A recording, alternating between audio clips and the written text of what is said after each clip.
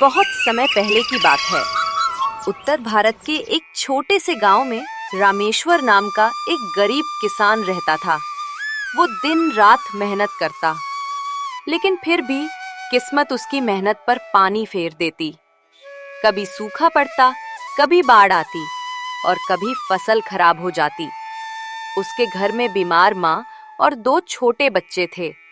पत्नी सावित्री भी उसके साथ खेतों में काम करती थी, लेकिन फिर भी 2 वक्त की रोटी जुटाना मुश्किल हो जाता। गांव में 2 बड़े लोग मशहूर थे।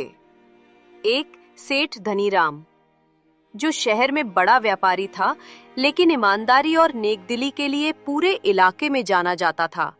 दूसरा जमींदार हरिराम, जो बहुत लालची और क्रूर था। वो किसानों से ऊंचा ब्याज वसूलता और उनकी मेहनत का शोषण करता। हे भगवान, अब तो घर में अनाज का एक दाना भी नहीं बचा। खेत से जो मिला था वो भी कर्ज चुकाने में चला गया। बच्चे भूख से रो रहे हैं। आखिर मैं करूं तो करूं क्या? रामेश्वर, चिंता मत करो, शायद कल कोई रास्ता निकल आए। जमींदार हरिराम से मत उलझना, वो आदमी बड़ा निर्दयी है। हाँ सावित्री, लेकिन कब तक सहूं मैं उसकी ज्यादतियां? जितना मेहनत करता हूं उतना ही कर्ज बढ़ता जाता है।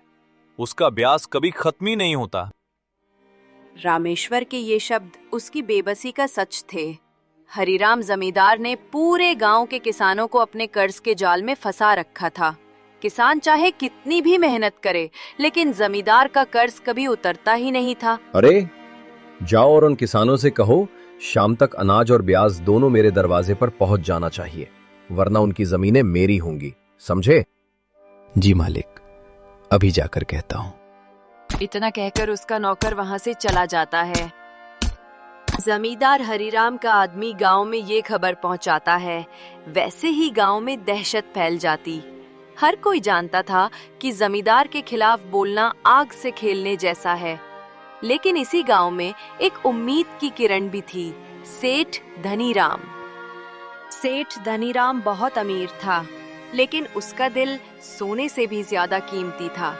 वो गरीबों की मदद करता, अनाज बांटता और कभी भी किसी से झूठ फरेब नहीं करता। देखो भाग्यवती, पैसा अगर केवल तिजोरी में बंद रहे तो उसका कोई मूल्य नहीं। सच्चा सुख तो तब है जब हमारा धन किसी की भूख मिटाए, किसी का दर्द कम करे। हाँ जी, आपका यही स्वभाव आपको सबका प्यारा बनाता है। इसी समय एक दिन धनीराम अपने काम से गांव आया। वो गांव वालों से मिलने और उनकी हालत देखने पहुंचा। धनीराम ने देखा कि गांव के लोग उदास और डरे हुए हैं। सबके चेहरे पर मायूसी थी। तभी एक बुजुर्ग किसान ने आगे आकर धनीराम से कहा, सेठ जी, आप ही हमारी आखिरी उम्मीद है। जमींदार हरिराम हम सबका जीना दूभर कर चुका है। कर्ज का ब्याज दिन ब दिन बढ़ता जा रहा है। क्या? ये कैसी अन्याय की बात है? मेहनत तुम करते हो, पसीना तुम बहाते हो और फल कोई और खा जाता है। नहीं, मैं ऐसा होते हुए नहीं देख सकता। धनीराम ने सभी किसानों से वादा किया कि वो उनकी मदद करेगा, लेकिन उसे पता था कि हरिराम जमींदार इतनी आसानी से हार मानने वाला नहीं है। सावित्री, आज गांव में सेठ धनीराम आए थे। उन्होंने किसानों की मदद करने का वादा किया है। क्या सच में कोई हमारी तकदीर बदल सकता है? अगर सेठ जी जैसे लोग हमारे साथ हैं, तो शायद भगवान ने हमारी पुकार सुन ली है। लेकिन दूसरी ओर हरिराम जमींदार को खबर लग चुकी थी कि सेठ धनीराम किसानों का पक्ष ले रहा है। उसके दिल में जलन और गुस्सा भर गया। अरे, ये धनीराम मेरी चालों में टांग अड़ाने चला है। मैं उसे सबक सिखाऊंगा। अब होगा मुकाबला, लालच बनाम ईमानदारी। गांव की मिट्टी में डर की गंध घुल चुकी थी। किसान डरे हुए थे, बच्चे भूख से रोते थे और औरतें आंचल से आंसू पोंछती थी। लेकिन अब उम्मीद की एक किरण चमकी थी, सेठ धनीराम। दूसरी तरफ जमींदार हरिराम अपनी लालच की आग में और भड़क उठा था। सुनो, गांव वालों को कह दो कि अगर कल तक ब्याज नहीं चुका पाए तो उनकी जमीन और घर मेरे नाम कर दूंगा। और हाँ, ये धनीराम को भी खबर पहुंचाओ कि गांव में उसका कोई आदेश नहीं चलेगा, यहां केवल मेरा हुक्म चलता है। जी मालिक, अभी जाकर कहता हूं।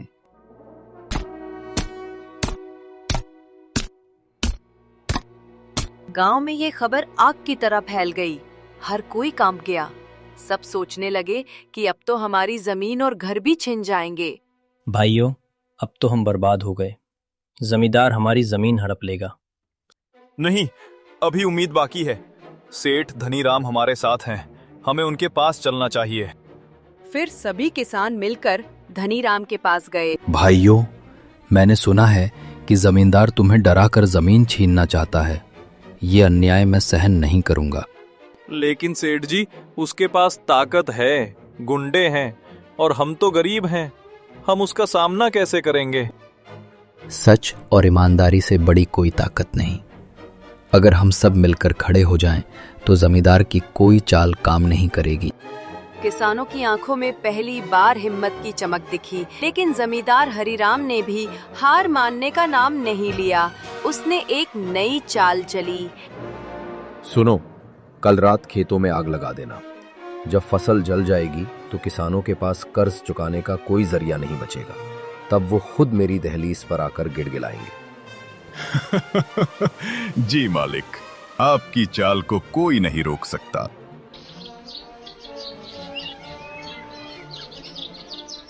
उधर रामेश्वर अपनी टूटी झोपड़ी में बैठे भगवान से दुआ कर रहा था। हे प्रभु, अब तो बस आप ही हमारी रक्षा कर सकते हैं। तुम चिंता मत करो रामेश्वर, देखना ईमानदारी की हमेशा जीत होती है। लेकिन तभी अचानक रात के अंधेरे में आग की लपटें उठने लगी। खेत जलने लगे, किसान चीखने लगे। अरे कोई बचाओ, हमारी मेहनत जल रही है। ओ भगवान, ये किसने किया? पूरा गांव हाहाकार में डूब गया। लेकिन तभी वहां सेठ धनीराम पहुंचे। डरो मत, सब लोग मिलकर आग बुझाओ। अगर हम सब साथ रहें तो इस आग पर काबू पा सकते हैं। धनीराम की बात सुनकर सभी किसान आग बुझाने में जुट गए। घंटों की मशक्कत के बाद आग पर काबू पाया गया। सेठ जी, अगर आप न होते तो आज हमारी सारी फसल राख हो जाती। भाइयों, ये आग किसी दुर्घटना की वजह से नहीं लगी। ये किसी की चाल है, और मुझे पूरा यकीन है कि इसके पीछे वही जमींदार हरिराम है। किसानों ने आपस में सहमति जताई। सबके मन में अब जमींदार के खिलाफ गुस्सा उमड़ पड़ा था। लेकिन धनीराम ने उन्हें संयम से काम लेने को कहा। देखो भाइयों, लड़ाई तलवार से नहीं जीती जाती, बल्कि सच्चाई और कानून से जीती जाती है। मैं कल ही तहसीलदार से मिलूंगा और हरिराम की करतूतों की शिकायत करूंगा। दूसरे दिन धनीराम तहसीलदार के पास पहुंचे। मान्यवर, गांव के किसानों के साथ अन्याय हो रहा है। जमींदार हरिराम उन पर बेइंतहा ब्याज लाता है और अब तो उनकी फसलें भी जला रहा है। कृपया इस पर न्याय कीजिए। सेठ जी, मैं जानता हूं कि आप सच बोलते हैं। मैं इसकी जांच कराऊंगा। लेकिन जमींदार हरिराम भी चालाक था। अगले ही दिन उसने तहसीलदार को रिश्वत देने की कोशिश की। ये रख लो और मामले को भूल जाओ। नहीं हरिराम, मैं बिकाऊ नहीं हूं। तुमने जो अत्याचार किया है उसका अंजाम भुगतना पड़ेगा। हरिराम को पहली बार अपनी हार का डर लगा, लेकिन वो चुप बैठने वाला नहीं था। उसने एक और कुटिल योजना बनाई। इस बार सीधा वार करेंगे। रामेश्वर को अगवा कर लो। जब तक वो मेरे कब्जे में रहेगा, बाकी किसान कभी आवाज नहीं उठाएंगे। जी मालिक, आज रात ही उसे उठा लेंगे। दूसरी ओर रामेश्वर और उसके साथी किसानों के दिलों में अब डर की जगह हिम्मत पनप रही थी। उन्हें विश्वास था कि धनीराम की ईमानदारी और भगवान का न्याय उनके साथ है। रात का सन्नाटा पसरा हुआ था। गांव के ऊपर चांद की हल्की रोशनी थी, लेकिन हवाओं में डर की गंध थी। सब लोग अपनी झोपड़ियों में सोए थे। या कहें सोने की कोशिश कर रहे थे। उन्हें पता नहीं था कि उसी रात कुछ लोग अंधेरे में एक घिनौनी साजिश रच रहे थे। वो रहा रामेश्वर, वही किसान जिसने सबसे ज्यादा विरोध किया था। मालिक का हुक्म है, इसे उठाओ और हवेली ले चलो। ज्यादा शोर मत होने देना। रामेश्वर को पता भी ना चला कि उसके सिर पर कौन सा तूफान टूटने वाला है। गुंडे उसके घर में घुसे और उसके मुंह पर कपड़ा डालकर उठा ले गए। सावित्री जागी, लेकिन तब तक बहुत देर हो चुकी थी। रामेश्वर, रामेश्वर, छोड़ दो मेरे पति को। सावित्री घबराई हुई गांव की ओर दौड़ी। उसने सेठ धनीराम को खबर दी। सेठ जी, वो लोग मेरे रामेश्वर को उठा ले गए हैं। रात में हवेली की तरफ ले गए। अब तो हद हो गई। पहले आग लगाई, अब अपहरण। ये हरिराम अपनी तबाही खुद बुला रहा है। धनीराम ने तुरंत गांव वालों को इकट्ठा किया। भाइयों, अब वक्त आ गया है जब हमें डरना छोड़कर अन्याय के खिलाफ खड़ा होना होगा। आज हम सब मिलकर हरिराम की हवेली चलेंगे और अपने साथी रामेश्वर को वापस लाएंगे। हाँ सेठ जी, अब बहुत हो गया। अब हम भी नहीं डरेंगे। धनीराम ने एक योजना बनाई। उन्होंने तहसीलदार और पुलिस को भी खबर भेजी। सब तैयार हो गए। हवेली के तहखाने में रामेश्वर को बंद कर दिया। हरिराम सामने खड़ा ठहाके मार रहा था। अरे किसान, अब बोल, कहाँ है तेरा सेठ धनीराम? आज तो तुझे समझा दूंगा कि जमींदार से टकराने का अंजाम क्या होता है। तू कितना भी जुल्म कर ले, तेरी हार तय है हरिराम। सच्चाई को तू बांध नहीं सकता। सच्चाई पेट नहीं भरती किसान।